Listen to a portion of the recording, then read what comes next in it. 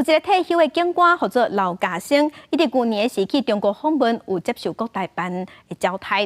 伫这个月初2的时，伊是互以违反选罢法，也个有反渗透法，才罪嫌互约谈。即马伊是认为讲，这已经损害伊的名声，所以昨昏和国民党的立委开记者会，批评司法介入选举。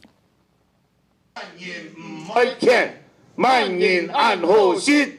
慢言唔可以欠。用客户话口号表达不满，退休警官刘家生去年10月以中国方面用招商客家乡亲的名义，到梅州等地参访巡军。在这个期间，有国台办的官员出面接待，验过倒来了1月初2，和检调依照违反选罢法、反渗透法等罪嫌约谈。在询问的时阵，也讲到，伊伫咧群组内面有传两岸要和平的文字。虽然先后请回，也毋过也是和刘家生真不满。我就觉得这无形中不知道有什么力量还是什么在牵引着。我说我从年轻当兵当警察做了35年，你给我这反渗透法，真的对我很大的伤害。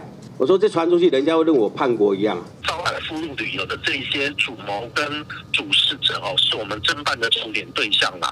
所以对于一般只是单纯去旅游或参访的民众，不是会直接会受到反渗透法或两选罢法的侦办。根据法务部的统计，一直到初8早起9点，反渗透法案件总共调查100件，206人。行政院长陈建仁强调，中国介入选举的步数真侪种，检调发现。确实有接受接待的人，正明显表示讲有得到指示，将会支持特定的政党候选人，希望个人提高警觉。伫咧选前会积极调查，选后也会就法规无够的所在进行检讨。记者综合报道。